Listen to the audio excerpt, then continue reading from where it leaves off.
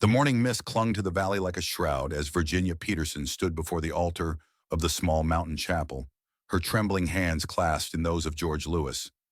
The entire village of Millbrook had gathered, their faces a mixture of shock, disbelief, and something approaching shame.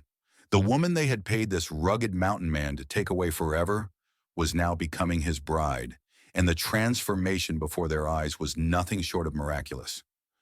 Do you, George Lewis, take Virginia Peterson to be your lawfully wedded wife? The preacher's voice carried across the hushed congregation. George's weathered hands, scarred from years of surviving alone in the wilderness, held Virginia's with infinite tenderness. His deep voice, usually reserved for the mountains and the wind, spoke clearly for all to hear. I do. With all my heart, I do. The villagers shifted uncomfortably in their wooden pews. This was not how they had expected this arrangement to end. 6 months earlier, they had pooled their money together, desperate to rid themselves of what they saw as a burden, a reminder of their own cruelty. Now, watching Virginia's face glow with happiness they had never bothered to notice before, they began to understand the magnitude of their mistake. But to understand how this moment came to pass, we must travel back to that bitter winter day when desperation drove a community to make a decision that would forever change their understanding of worth, beauty, and redemption. The snow fell heavy on Millbrook that February morning, blanketing the small farming community in pristine white that seemed to mock the darkness festering in its heart. Virginia Peterson sat by her kitchen window, watching the flakes dance past the glass, each one unique and beautiful in its brief existence, before joining the vast sameness of the drifts below. At 25, she had grown accustomed to being invisible, to moving through her days like a shadow cast by more vibrant souls. Her reflection in the frosted glass showed what the villagers saw when they looked at her, if they bothered to look at all. A face marked by a birthmark that spread across her left cheek like spilled wine, hair that refused to hold a curl no matter how much effort she applied, and a frame that had never quite fit the feminine ideal that Millbrook seemed to prize above all else. But what they failed to see, what they had trained themselves not to notice, was the intelligence that sparkled in her green eyes, the gentleness in her smile, and the strength that had carried her through years of casual cruelty disguised as concern.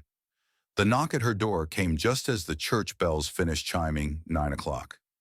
Virginia set down her mending and smoothed her worn brown dress, already knowing that whatever waited beyond that door would not bring joy. Visitors were rare in her small cottage on the edge of town, and when they came, they usually brought obligations wrapped in false kindness. Mayor Edward Patel stood on her doorstep, his round face flushed from the cold, and something that might have been embarrassment. Behind him clustered a delegation of Millbrook's most prominent citizens, Mrs. Lauren Roberts from the general store, Philip Smith the banker, and several others whose names carried weight in their small community. Their presence together at her door could only mean one thing, something significant enough to require collective action. Miss Peterson, Mayor Patel began, removing his hat and clutching it against his chest. Might we come in? We have a matter of some importance to discuss with you. Virginia stepped aside, her heart already sinking. She had learned long ago that when the respectable people of Millbrook gathered to discuss matters concerning her, the outcome was rarely in her favor. They filed into her modest front room, their eyes taking in the neat but sparse furnishings, the carefully tended plants on the windowsill, the books stacked beside her reading chair. Evidence of a life lived quietly, but lived nonetheless. Please sit wherever you're comfortable, Virginia offered, though she suspected comfort was not what any of them sought in her presence. Mrs.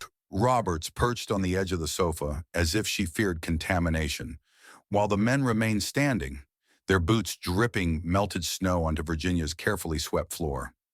The silence stretched until Mayor Patel cleared his throat and began the speech he had clearly rehearsed. Miss Peterson, Virginia, we've come here today because we care about your welfare.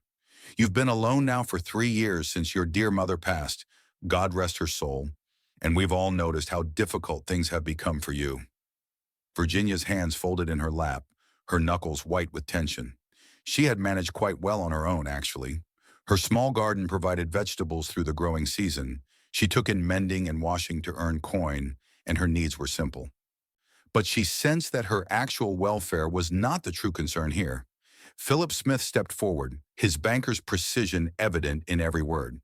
The truth is, Virginia, your situation has become a source of concern for the entire community. A young woman living alone, without family, without prospects for marriage. It reflects poorly on all of us that we haven't been able to find a suitable arrangement for you. The words stung because they carried the weight of truth, but not the truth they intended. Virginia knew she reflected poorly on them simply by existing, by serving as a daily reminder that their community harbored someone they considered unmarriageable, undesirable, a failure of their social order. "What exactly are you proposing?" Virginia asked, her voice steadier than she felt. Mayor Patel exchanged glances with his companions before continuing. "We've heard tell of a man living up in the mountains, a fellow named George Lewis. He's been up there for years, living alone, trapping and hunting. Word is he's looking for someone to help him with his cabin, someone to cook and clean and manage his household." Mrs. Roberts leaned forward, her voice taking on what she probably imagined was a maternal tone. "It would be perfect for you, dear. A chance to be useful, to have security, to stop being such a burden on yourself and frankly on all of us who worry about you." The casual cruelty of the statement hit Virginia like a physical blow, but she had learned long ago not to flinch visibly at such wounds. Instead, she asked the question that mattered most. "And what does Mr. Lewis think of this arrangement? Has he agreed to take on a housekeeper?" The uncomfortable shifting of feet and averted gazes told her everything she needed to know before Mayor Patel spoke again. "Well, that's where the community aspect comes in. We've taken up a collection, a generous one, to make it worth his while to take you on. $500, Virginia. That's more money than most folks in Millbrook see in 2 years." The full horror of the proposal settled over Virginia like a cold fog. They were paying someone to take her away, buying her removal from their community like they might pay to have a diseased tree cut down or a troublesome animal relocated. The money wasn't for her benefit, it was for theirs. A price paid for their own comfort and peace of mind. "You want to pay a stranger to take me away from the only home I've ever known," Virginia said quietly, "because my presence here embarrasses you." "Now that's not how we'd put it," Philip Smith protested, but his tone lacked conviction. "This is about providing you with opportunities, with a chance for a better life than you can have here." "A better life as an unpaid servant to a mountain hermit," Virginia replied. "How thoughtful of you all." Mrs. Roberts's facade of maternal concern cracked slightly. "Virginia, dear, you must be realistic about your situation.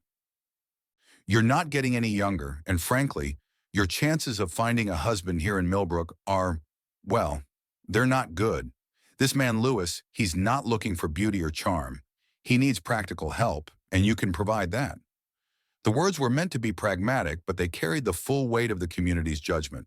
Virginia was not beautiful, not charming, not worthy of love or desire, or even basic human consideration.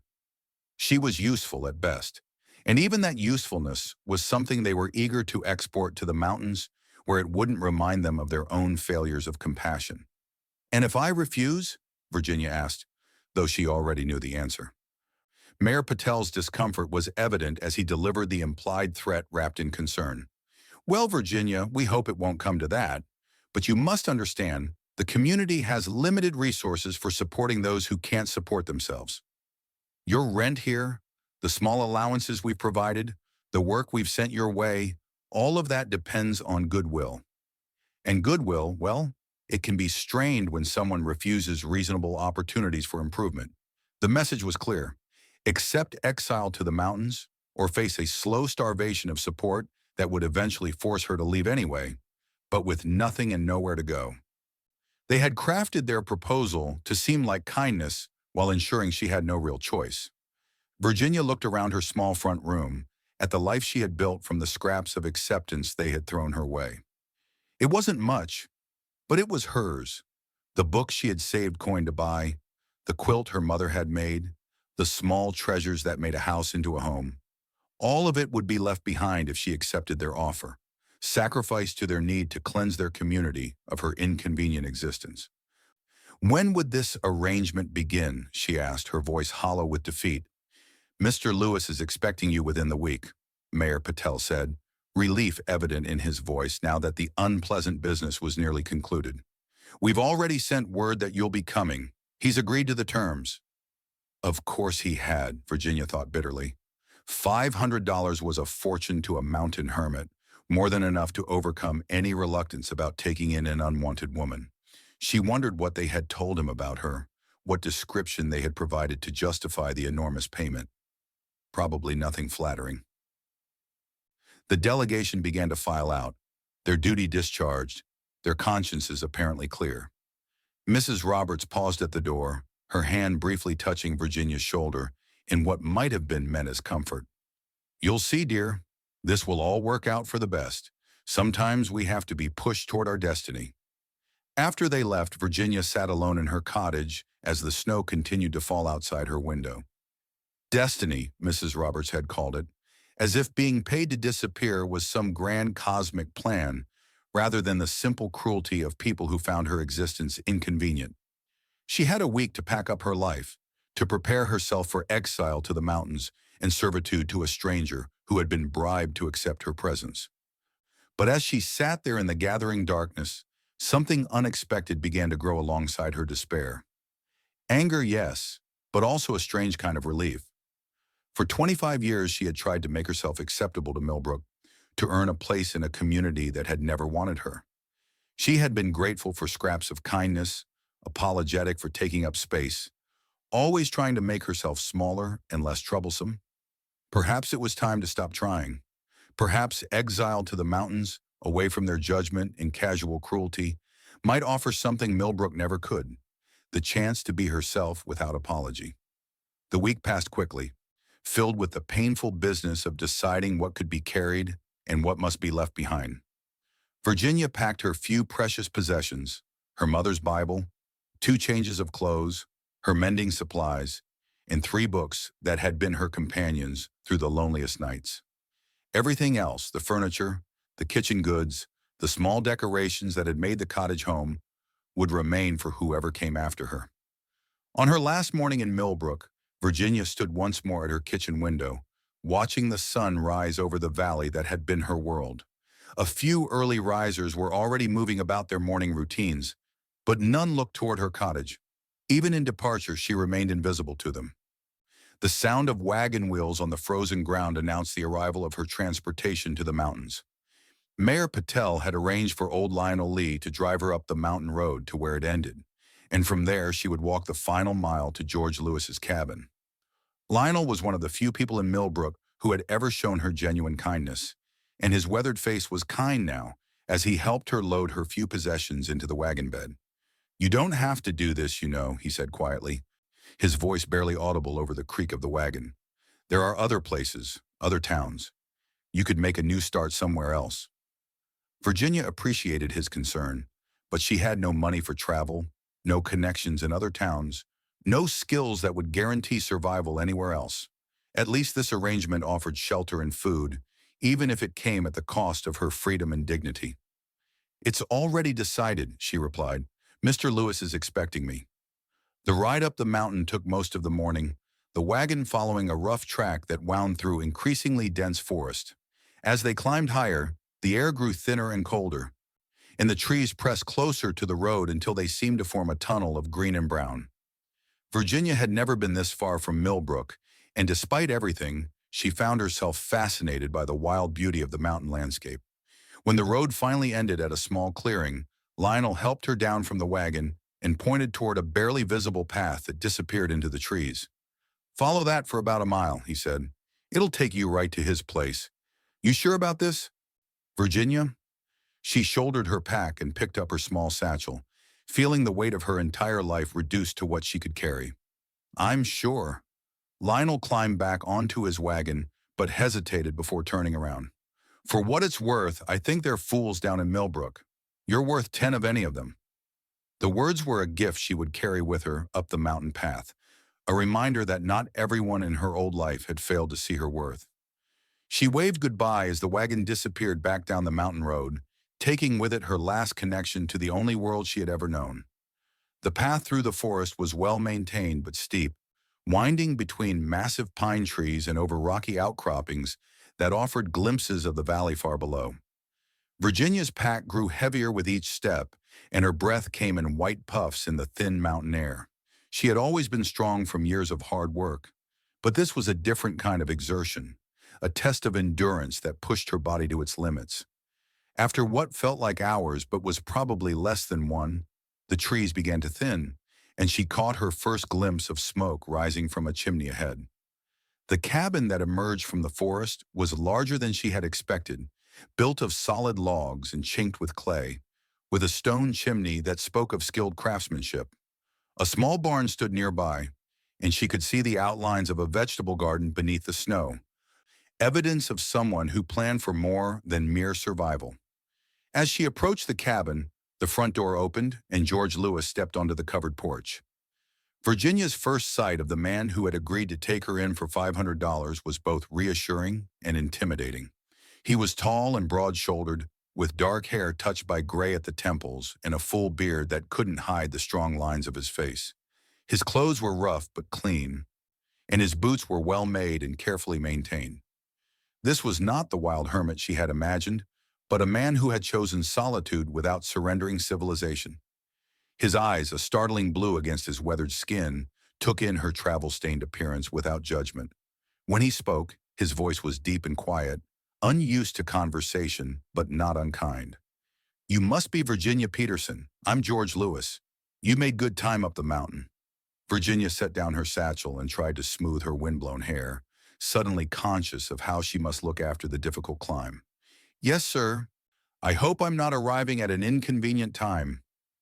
George stepped down from the porch and reached for her pack, lifting it easily from her shoulders. "No time's inconvenient up here. Come inside, get warm. You look half frozen." The interior of the cabin was a revelation.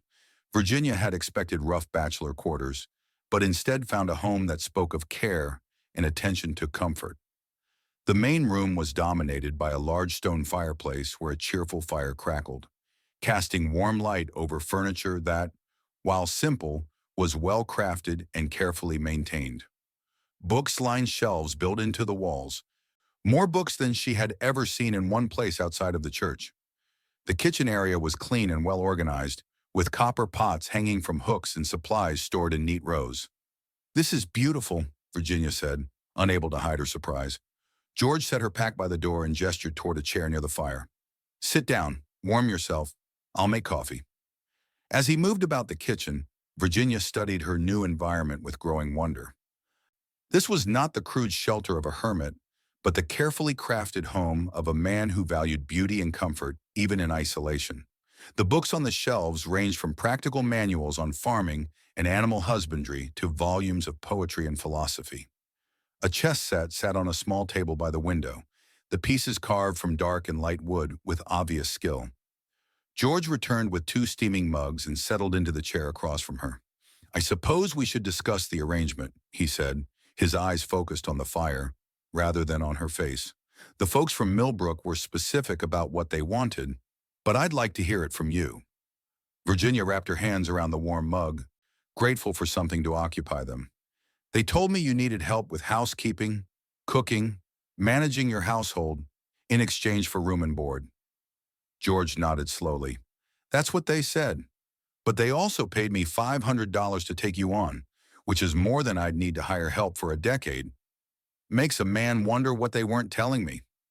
The directness of his observation caught Virginia off guard. She had expected him to pretend the payment was normal, to maintain the fiction that this was simply a business arrangement. Instead, he was acknowledging the obvious truth. She had been bought and paid for like unwanted goods. "They wanted me gone," she said quietly. "The money was to make it worth your while to take someone they considered a burden." George's blue eyes finally met hers, and she was surprised to see not pity, but something that looked like anger. "A burden? Is that what they called you?" "Among other things." Virginia found herself unable to look away from his steady gaze. "I'm sure they described me accurately enough. I'm not pretty, I'm not charming, I'm not the kind of woman men compete for. But I can work hard, I can cook and clean and mend, and I won't cause you any trouble." "And what do you want, Virginia Peterson?" George asked. "Not what they want, not what they think you should want. What do you want?" The question was so unexpected that Virginia felt tears prick at her eyes. When was the last time anyone had asked what she wanted? When had her desires ever been considered relevant to the decisions made about her life? "I want to be useful," she said finally. "I want to earn my place, to contribute something worthwhile. I want to be left in peace to live my life without constantly being reminded that I'm a disappointment to everyone around me." George was quiet for a long moment, studying her face with an intensity that made her want to look away. Finally, he spoke. "I've been alone up here for 8 years, came to the mountains after my wife died, needed space to grieve and think and figure out who I was without her. I've gotten used to solitude, but I'll admit it gets lonely sometimes, especially in winter when the snows keep me inside for days at a time." He paused, seeming to choose his words carefully. "I don't need a servant, Virginia. I've been taking care of myself just fine. What I could use is a companion, someone to share the work and the quiet, and maybe some conversation in the evenings. Someone who wants to be here, not someone who's running from something or being paid to endure my company." "I don't have anywhere else to go," Virginia said honestly. "If that's what you're asking, this is my choice only because the alternatives are worse." "Fair enough," George replied. "Honesty's a good foundation. Here's what I propose. We try this arrangement for a month. You help with the household tasks, I'll teach you what you need to know about mountain living, and we'll see how we suit each other as housemates. If it works out, you're welcome to stay as long as you like. If it doesn't, I'll give you enough money to get settled somewhere else, somewhere of your choosing." The offer was more generous than Virginia had dared hope for, and far more respectful than anything Millbrook had ever provided. "That sounds fair. More than fair." George stood and moved to the window, looking out at the snow-covered clearing around his cabin. "I should warn you, winters up here are hard. The snow gets deep, the cold gets bitter, and sometimes we might not see another human being for weeks at a time. It's not a life for everyone." Virginia joined him at the window, looking out at the pristine wilderness that stretched in all directions. After 25 years of feeling like an unwelcome intruder in her own community, the idea of isolation held no terror for her. If anything, it seemed like a gift. "I think I can manage," she said. The first weeks of Virginia's life in the mountains passed with surprising ease. George had been right about the isolation. Some days the only sounds were the wind in the trees and the crackle of the fire in the hearth. But instead of feeling trapped, Virginia found herself experiencing a freedom she had never known. Here there were no disapproving stares, no whispered comments, no constant reminders of her inadequacy. There was only the work to be done, and the quiet satisfaction of doing it well. George proved to be a patient teacher and a considerate housemate. He showed her how to bank the fires to last through the night, how to preserve meat and vegetables for the long winter months, and how to read the signs that predicted changes in the weather. In return, Virginia brought organization to his household that had been lacking during his years of solitude. She mended his clothes with careful stitches, prepared meals that were more elaborate than the simple fare he had grown accustomed to, and gradually transformed the cabin into something that felt more like a home than a mere shelter. Their conversations in the evenings, as they sat by the fire with books or mending in their hands, revealed depths in both of them that had been hidden during their years of isolation. George had been a teacher before his wife's death, educated at a university back east, and his love of learning had followed him into the mountains. Virginia discovered that her own hunger for knowledge, starved for years in Millbrook's limited environment, could finally be fed from his extensive library. "You have a fine mind," George told her one evening as they discussed a book of poetry they had both been reading. "It's a shame you never had proper schooling." Virginia looked up from her mending, surprised by the compliment. "I had some schooling, through 8th grade anyway, but there wasn't money for more, and besides, everyone said there wasn't much point in educating a girl who wasn't likely to marry." George's jaw tightened at the casual cruelty of the statement. Everyone was wrong. About a lot of things, it seems. As winter deepened and the snows grew heavier, Virginia began to understand what George had meant about the hardships of mountain living. There were days when the cold was so bitter that even the well-chinked cabin felt drafty, when the wind howled like a living thing trying to tear the roof from their heads. The work of survival was constant. Wood to be split and carried, animals to be tended, supplies to be carefully rationed against the possibility of being snowed in for weeks at a time. But there was also a beauty in the mountain winter that took Virginia's breath away. Mornings when the sun turned the snow-covered peaks to golden rose. Evenings when the stars seemed close enough to touch in the thin mountain air. Nights when the aurora danced green and silver across the sky. She had never known such beauty existed, had never imagined that the world held such wonders beyond the narrow confines of Millbrook. One particularly fierce storm kept them inside for 3 days. The wind so strong that venturing to the barn to tend the animals was a dangerous undertaking that required ropes to guide them through the blinding snow. Virginia found herself grateful for George's solid presence, his calm competence in the face of nature's fury. She began to understand why he had survived 8 years alone in this harsh environment. He possessed a quiet strength that never wavered, a steadiness that made her feel safe even when the cabin shook under the storm's assault. On the second night of the storm, as they sat by the fire listening to the wind rage outside, George looked up from the piece of wood he was carving and spoke quietly. "I was married for 12 years before Sarah died. Cholera took her, along with our infant son. I thought my life was over, that there was nothing left worth living for.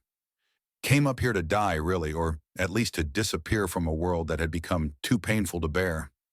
Virginia set down her needlework, recognizing the gift of such a personal revelation.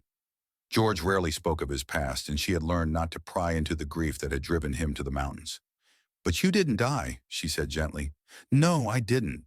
The mountains have a way of putting things in perspective, of showing you that your pain, however real, is just one small part of something much larger.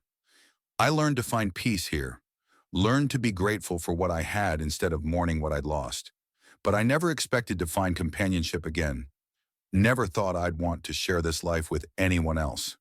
He looked at her directly, his blue eyes serious in the firelight. "You've changed that, Virginia. These past weeks, having you here, it's reminded me that solitude and loneliness aren't the same thing. I was alone by choice, but I was lonely without knowing it. You've filled a space I didn't even realize was empty." Virginia felt her heart skip at his words, but she forced herself to remain cautious. "I'm grateful to be here, George. More grateful than you know. But I don't want you to feel obligated to keep me out of kindness or pity." George set down his carving and leaned forward in his chair. "Is that what you think this is? Pity?" "I don't know what else it could be," Virginia replied honestly. "You're a good man, a kind man, and you've given me shelter when no one else would. But let's not pretend I'm here because you chose me. I'm here because Millbrook paid you to take me." George was quiet for a long moment, and Virginia feared she had offended him with her bluntness. But when he spoke again, his voice was gentle. "You're right that this arrangement began with their payment, but it's not continuing because of it. You're here now because I want you here, because you've made this place feel like a home again instead of just a refuge. Because you're good company and a hard worker, and because you see beauty in things that most people overlook." Virginia felt tears prick at her eyes, unused to such praise. "You don't have to say that." "I don't say things I don't mean," George replied firmly. "One thing you'll learn about mountain living, Virginia, is that there's no room for polite lies up here. The truth is all that matters, because anything else might get you killed." The storm finally broke on the third day, leaving behind a world transformed by snow and ice. Virginia stepped outside to help George dig paths to the barn and the woodshed, marveling at how the familiar landscape had been reshaped into something alien and beautiful. The work was hard, but she found herself laughing as they dug, something she realized she hadn't done in years. George paused in his shoveling to watch her, a smile creasing his weathered face. "You're different up here," he observed. "More yourself somehow." Virginia leaned on her shovel, considering his words. "I think that's because no one here is telling me who I'm supposed to be. In Millbrook, I was always trying to make myself acceptable, trying to be sorry for existing. Here, I can just be. And who are you when you're just being yourself?" The question caught Virginia off guard, because she wasn't sure she knew the answer. For so long, she had defined herself in terms of what she lacked, what she failed to be. But here in the mountains, away from the constant judgment of others, she was beginning to discover aspects of herself that had been buried under years of shame and self-doubt. I think I'm someone who's stronger than she knew, Virginia said finally. Someone who can find joy in simple things, who doesn't need much to be content. Someone who's been waiting her whole life for a place where she could belong. George nodded, his expression thoughtful. And do you belong here, I mean? Virginia looked around at the snow-covered clearing, at the cabin that had become more of a home than anywhere she had ever lived, at the man who had welcomed her without judgment or conditions. Yes, she said, surprised by the certainty in her voice. I think I do. As winter gradually gave way to spring, Virginia began to see the mountains in a new light. The snow melted to reveal hidden meadows carpeted with wildflowers, streams that sang as they tumbled down rocky slopes, and vistas that stretched to horizons she had never imagined. George taught her to identify the edible plants that grew wild in the forest, showed her how to fish in the mountain streams, and gradually introduced her to the skills that made true self-sufficiency possible. But it was during the planting of their expanded garden that Virginia realized how completely her life had changed. As she worked beside George, turning the rich mountain soil and carefully placing seeds that would feed them through the coming winter, she felt a deep satisfaction that had nothing to do with obligation or duty. This was her garden now, her home, her life that she was building with her own hands. The soil's good here, George commented as they worked, rich from all the years of fallen leaves and snowmelt. Things grow well if you give them the right conditions.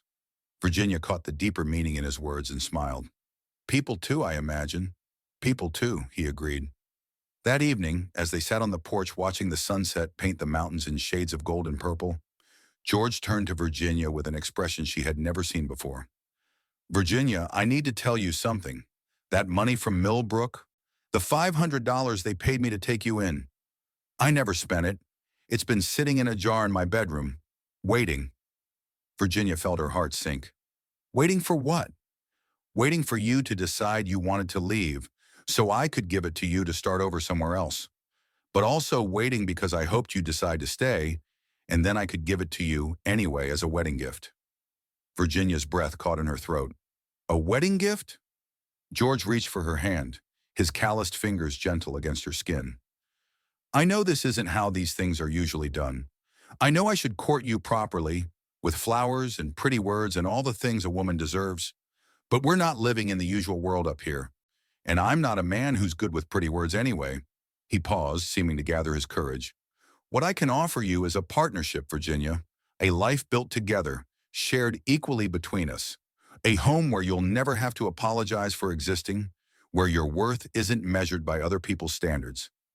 I can offer you my respect, my protection, and my love, because somewhere in these past months, that's what this has become for me. Love. Virginia stared at him, unable to believe what she was hearing. George, you don't have to marry me out of kindness. I'm already grateful for everything you've given me. This isn't kindness, George said firmly. This is selfishness, pure and simple. I want to marry you because I can't imagine my life without you in it anymore, because you've brought laughter back into this house and purpose to my days, and because when I think about growing old, I want to do it with you beside me. He lifted her hand to his lips, pressing a gentle kiss to her knuckles. I know I'm not offering you much by the world's standards. No fine house in town, no social position, no easy life. Just me and this mountain and whatever we can build together. But if that's enough for you, if you think you could be happy with that, then I'm asking you to be my wife. Virginia felt tears streaming down her face, but for the first time in her life, they were tears of joy rather than sorrow. George Lewis, are you telling me you want to marry the ugly daughter that Millbrook paid you to take away? George cupped her face in his hands, his thumbs gently wiping away her tears. Virginia Peterson, I'm telling you, I want to marry the most beautiful woman I've ever known, inside and out. The woman who sees wonder in a sunrise and finds joy in simple work. The woman who's brave enough to start over in a place she'd never seen, with a man she'd never met. The woman who's taught me that love isn't something you lose once and never find again. He leaned forward, resting his forehead against hers. "You are not ugly, Virginia. You never were. You're beautiful in ways that matter, in ways that last, in ways that those fools in Millbrook were too blind to see. And if you'll have me, I'd be honored to spend the rest of my life proving that to you." Virginia's answer was a whisper, but it carried all the certainty in her heart. "Yes, George. Yes, I'll marry you." The wedding preparations were simple but meaningful. George rode down to the valley to speak with the preacher and to send word to Millbrook that Virginia Peterson would be marrying George Lewis, and that they were invited to witness the ceremony if they chose to attend. The response was swift and incredulous. Surely there had been some mistake. The arrangement had been for housekeeping services, not marriage. What could a mountain hermit possibly see in their cast-off daughter? But George's response was equally clear. He saw in Virginia Peterson everything he had ever wanted in a partner, and he would be proud to call her his wife. The wedding would take place in 2 weeks, and Millbrook was welcome to attend or not as they saw fit. Virginia spent those 2 weeks in a state of wonder and preparation. She had one good dress, a blue wool that had been her mother's, and she spent hours altering it to fit properly, adding small touches of lace and embroidery that transformed it from serviceable to beautiful. George surprised her with a length of white ribbon for her hair and a small bouquet of mountain wildflowers that he had pressed between the pages of a book. "I wanted to give you something special," he said as he presented the flowers. "Something that came from this place that's become our home." Virginia held the delicate pressed flowers, marveling at their preserved beauty. "They're perfect, George. Everything about this is perfect." On the morning of the wedding, Virginia woke before dawn, her heart racing with anticipation and disbelief. After 25 years of being told she was unwanted, unlovable, a burden to be disposed of, she was about to marry a man who saw her as a treasure. The transformation seemed too miraculous to be real, but the evidence was all around her. The dress hanging carefully on its peg, the flowers waiting in their place of honor. The man she loved preparing for a day that would change both their lives forever. As Virginia made her final preparations, pinning the white ribbon in her hair and smoothing her altered dress, she caught sight of herself in George's small shaving mirror. The face that looked back at her was the same one that had been deemed unmarriageable by Millbrook's standards. The birthmark still spread across her left cheek, her hair still refused to hold a perfect curl, her features still failed to match the conventional ideals of beauty that her former community prized. But something fundamental had changed in her expression. The shame that had shadowed her eyes for years was gone, replaced by a quiet confidence that came from being truly seen and valued. The apologetic hunch of her shoulders had straightened into proud posture.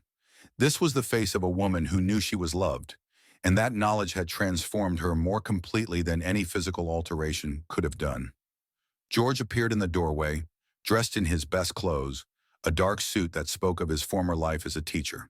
His hair was carefully combed, his beard neatly trimmed, and his blue eyes shone with an emotion that took Virginia's breath away. "You look beautiful," he said simply, and Virginia knew he meant it with every fiber of his being. They walked together down the mountain path toward the small chapel in the valley below, where the preacher waited to perform the ceremony.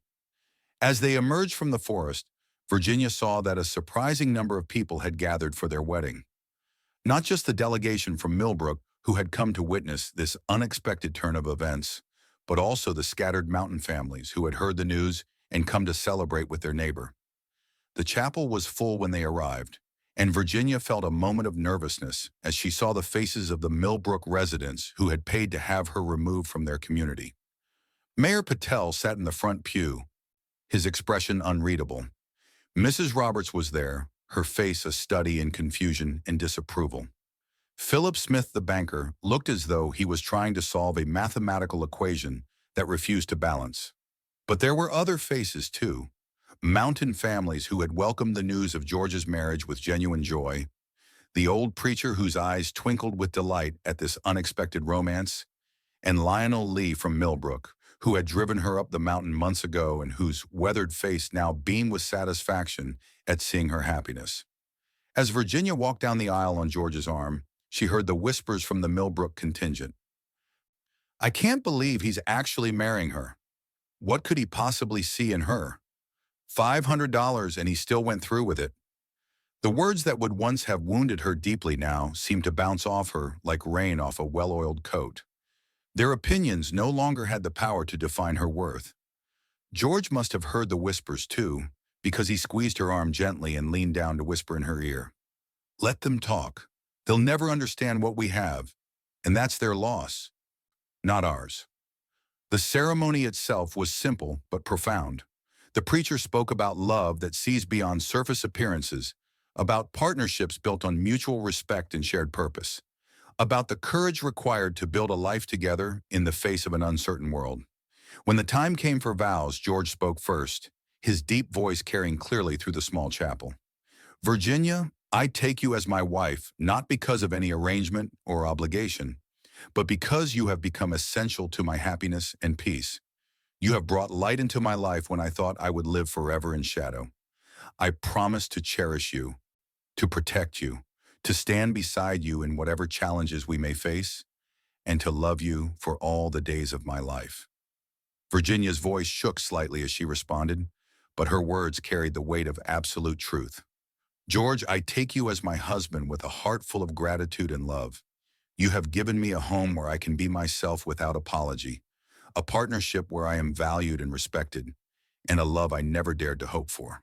I promise to be your faithful companion, to share in the work and joy of our life together, and to love you with all that I am for as long as I draw breath. When the preacher pronounced them husband and wife, George's kiss was gentle but sure, a seal on promises that both of them intended to keep.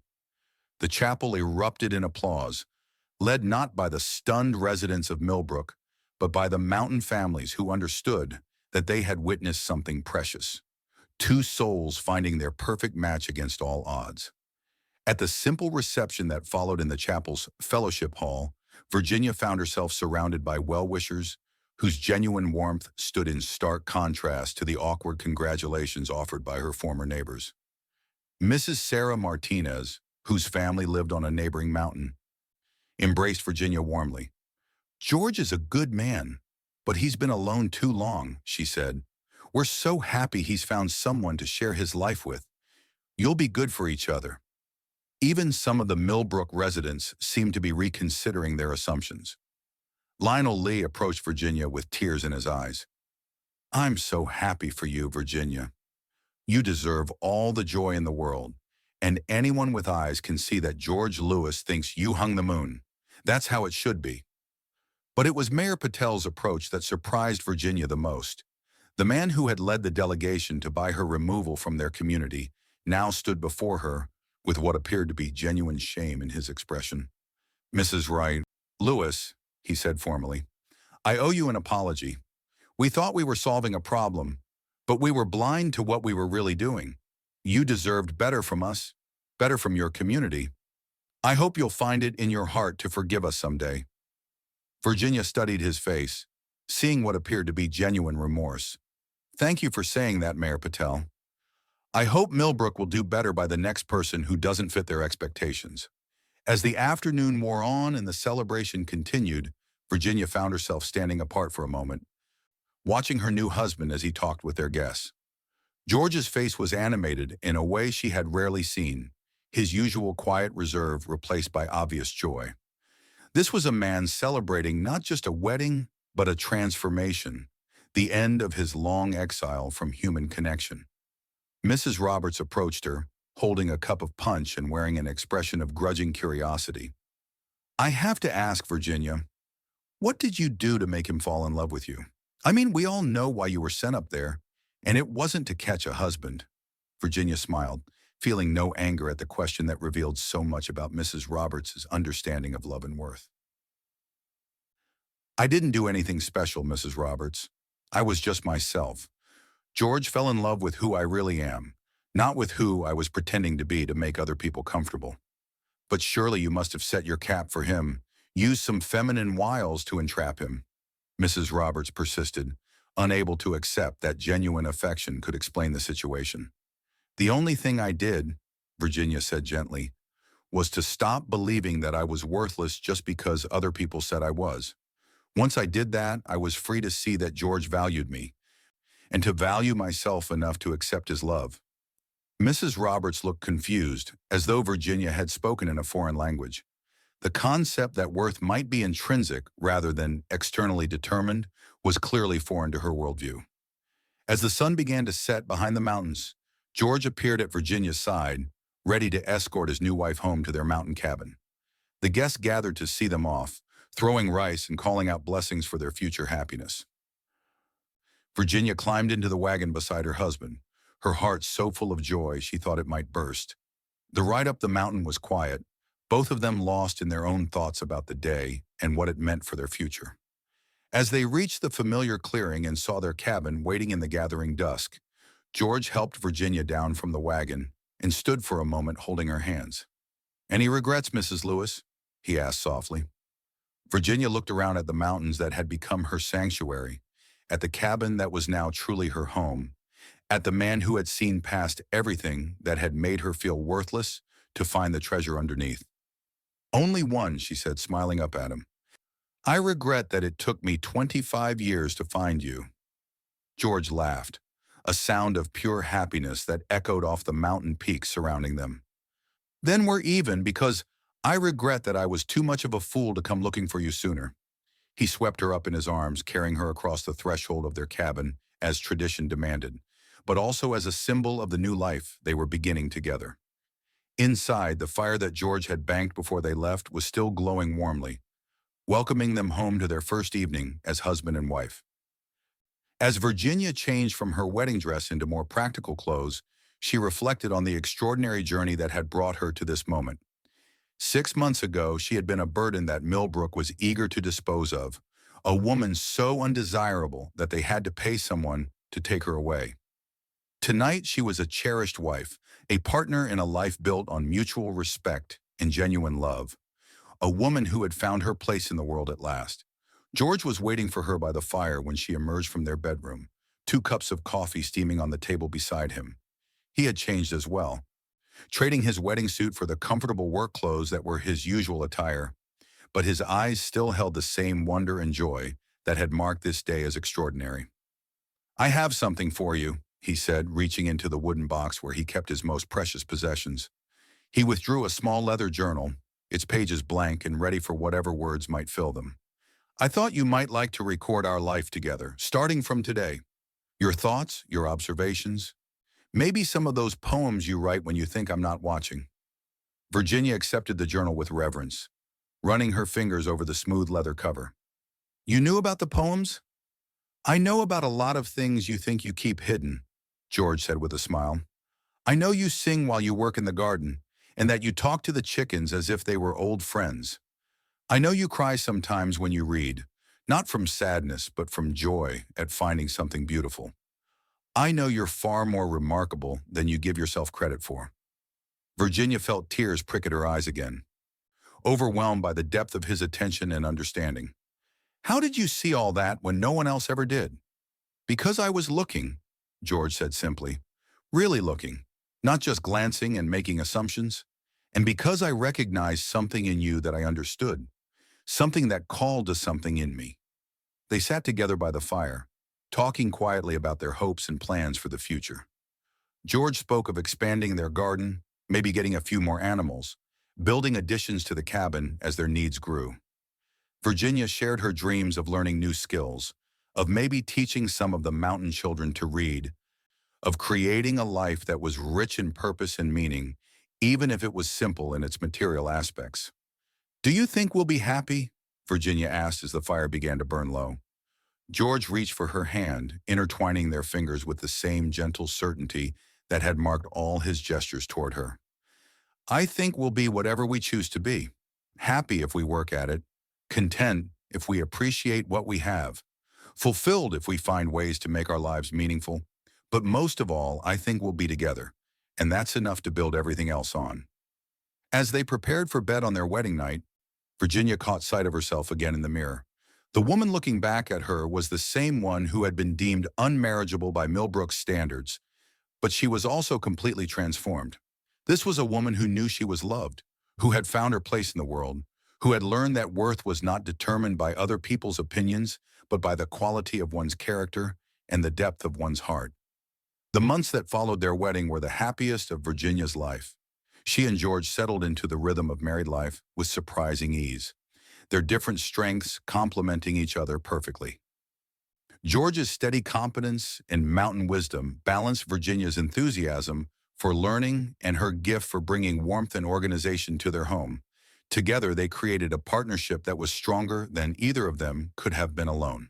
Spring arrived early that year, bringing with it a profusion of wildflowers and the return of the birds that had spent the winter in warmer climates. Virginia threw herself into the work of planting their expanded garden, her hands deep in the rich mountain soil as she placed seeds that would feed them through the coming year. George worked beside her, clearing new ground and building the fences that would protect their crops from the deer and rabbits that shared their mountain home. Their first visitors as a married couple came in late spring when a family of travelers passing through the mountains stopped to ask for directions and stayed for supper. Virginia found herself delighting in the role of hostess, preparing a meal that showcased the best of their simple fare and listening to stories of the world beyond their mountain sanctuary.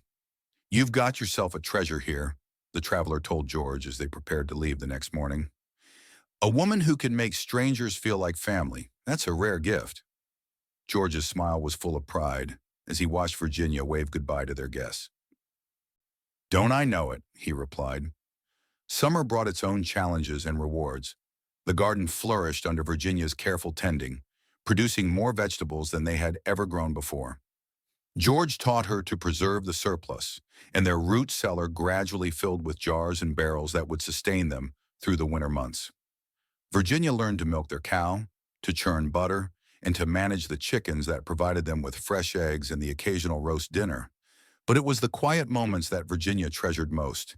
Evenings spent reading together by the fire, mornings when she woke to find George watching her with wonder in his eyes, afternoons when they worked side by side in comfortable silence, each aware of the other's presence without need for words. One evening in late summer, as they sat on their porch watching the sunset paint the mountains in shades of gold and crimson, Virginia turned to her husband with a question that had been growing in her mind for weeks. "George, do you ever wonder what would have happened if Millbrook hadn't paid you to take me in? If we had met some other way, under different circumstances?" George considered the question seriously, as he did most things. "I think about it sometimes," he admitted, "but I've come to believe that we would have found each other somehow. Maybe not as quickly, maybe not in the same way, but eventually. Some connections are too strong to be left to chance." He reached for her hand, his fingers warm and familiar against her skin. "Besides, I'm grateful for the path that brought you to me, even if it started with their cruelty. Without that, you might never have left Millbrook, and I might never have learned that I was ready to love again." Virginia squeezed his hand, marveling at how completely her life had changed in just 1 year. "I'm grateful too, for all of it, even the painful parts. They taught me to recognize real kindness when I found it, real love when it was offered to me." As autumn approached, bringing with it the spectacular display of changing leaves that transformed the mountains into a tapestry of red and gold, Virginia realized that she was pregnant. The knowledge filled her with a joy so intense it was almost overwhelming, but also with a fear she had never expected to feel. After years of being told she was worthless, the idea of creating and nurturing a new life seemed almost too precious to be real. She told George one morning as they worked together in the garden, harvesting the last of the summer vegetables before the first frost could claim them. He stopped his work completely, his face cycling through surprise, joy, and something that looked like awe. "A baby," he said softly, as if testing the words. "Our baby." "Are you happy?" Virginia asked, suddenly uncertain. They had never discussed children, never planned for this possibility. George dropped his basket of vegetables and pulled her into his arms, spinning her around until she laughed with delight. "Happy doesn't begin to cover it," he said, setting her gently back on her feet. "I'm overwhelmed. I'm terrified. I'm grateful beyond words. I thought I'd lost my chance at being a father when Sarah and our son died. To have that gift offered to me again, with you, it's more than I ever dared to hope for." The news of Virginia's pregnancy seemed to complete their transformation from two solitary souls to a true family. George became even more protective and attentive, insisting on taking over the heavier work, while Virginia focused on the tasks that wouldn't strain her growing body. He built a cradle from mountain pine, carving it with the same careful attention to detail that marked all his work. Winter arrived early that year, blanketing their mountain home in snow by late October. But instead of feeling trapped by the isolation, Virginia found herself grateful for the enforced quiet that would allow her to prepare for motherhood. She spent long hours by the fire, knitting tiny clothes and blankets, while George read aloud from books of poetry and philosophy that would someday be shared with their child. "Do you think our baby will be happy here?" Virginia asked one evening as she worked on a small sweater, her hands moving automatically while her mind wandered to the future. "I think our baby will be loved here," George replied, looking up from the wooden toy he was carving. "And children who are truly loved can be happy anywhere, even in places that might seem difficult to outsiders." Virginia nodded, thinking of her own childhood in Millbrook, where she had been fed and clothed and educated but never truly loved or accepted. Their child would grow up differently, surrounded by the unconditional love of parents, who had learned the hard way that worth came from within, not from the opinions of others. The baby was born on a clear February morning, when the mountains sparkled with fresh snow, and the air was so crisp it seemed to ring like crystal. George assisted with the birth, his hands steady and sure despite his obvious nervousness. When their daughter finally arrived, tiny and perfect, and loudly announcing her displeasure at being removed from her warm nest, Virginia felt a completion she had never imagined possible.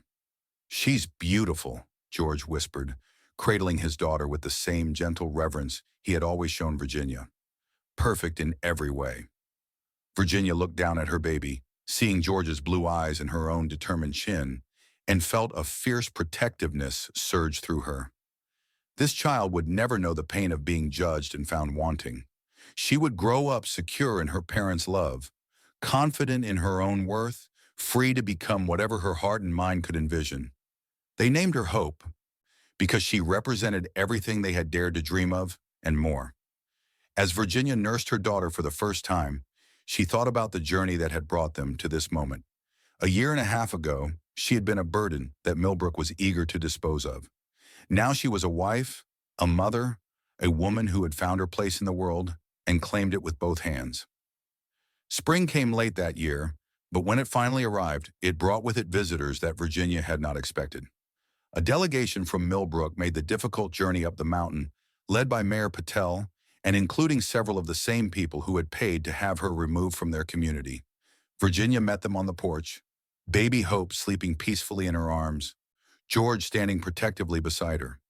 The visitors looked around at the thriving homestead with obvious surprise, taking in the expanded garden, the well-maintained buildings, and the unmistakable signs of a life lived with purpose and contentment. "Mrs. Lewis," Mayor Patel began, removing his hat with the same awkward formality he had shown when delivering their ultimatum 2 years before. "We've come to apologize." Virginia waited, saying nothing, allowing him to find his own words for what needed to be said. "We were wrong," he continued, his voice heavy with shame. "Wrong about you, wrong about what we did, wrong about everything. We let our own prejudices and fears drive us to treat you cruelly, and we're deeply sorry for that." Mrs. Roberts stepped forward, her face showing genuine remorse. "We've been talking among ourselves, those of us who were involved in that terrible business. We realize now that we drove away someone who could have contributed so much to our community. We were blind to your worth, and that blindness cost all of us." Philip Smith, the banker who had helped orchestrate her exile, spoke next. "We'd like to make amends if possible. We know we can't undo what we did, but we'd like to try to make it right somehow." Virginia looked down at her sleeping daughter, then at her husband, whose steady presence gave her strength, then finally at the delegation from her former home. When she spoke, her voice was calm and sure. "I appreciate your apology," she said. "It takes courage to admit when you've been wrong, and I respect you for making this journey to say these words. But I want you to understand something. You didn't drive me away from a good life. You drove me toward one." She gestured around at the mountain homestead, at the life she and George had built together. "I'm happier here than I ever was in Millbrook. I found love, purpose, a place where I belong completely. Your cruelty hurt me at the time, but it also freed me to find something better than I ever could have had if I'd stayed." Mayor Patel nodded, understanding the larger truth in her words. We're glad you found happiness, Virginia. Truly glad. But we also want you to know that Millbrook has changed. We've learned from our mistake with you, and we're trying to do better by others who don't fit our narrow ideas of what's acceptable. That's good to hear, Virginia replied.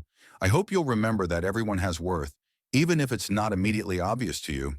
Everyone deserves to be treated with basic human dignity. As the delegation prepared to leave, Lionel Lee approached Virginia with tears in his eyes. I'm so proud of you, he said quietly.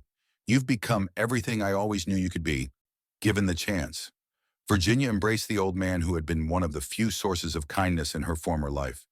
Thank you for seeing me when others couldn't, she whispered. That meant more than you'll ever know. After the visitors left, Virginia and George sat on their porch in the gathering dusk, baby Hope nursing contentedly while they processed the unexpected encounter. How do you feel about their apology? George asked. Virginia considered the question carefully. Grateful for it, but not dependent on it. 2 years ago, their opinion of me was everything. Their rejection nearly destroyed me. But now, their approval or disapproval doesn't define my worth anymore. I know who I am. I know what I'm worth, and I know I'm loved. That's enough. George smiled, his arm tightening around his wife and daughter. More than enough. It's everything. As the years passed, Virginia and George's mountain home became a place of refuge for others who needed a fresh start, or simply a reminder that worth wasn't determined by conventional standards. Travelers found welcome at their table. Children from the scattered mountain families came to Virginia for lessons in reading and writing, and their own family grew to include two more children, a son they named Thomas and another daughter called Grace.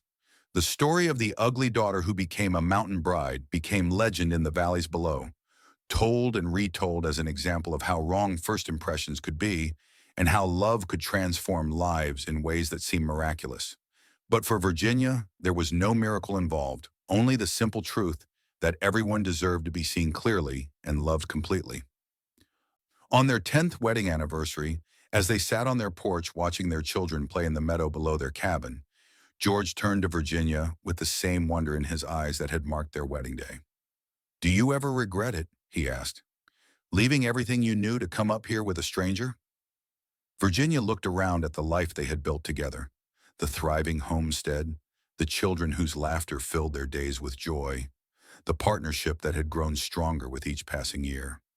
She thought of the woman she had been when she first climbed this mountain, broken and ashamed and convinced of her own worthlessness. Then she looked at the woman she had become, confident, loved, secure in her place in the world.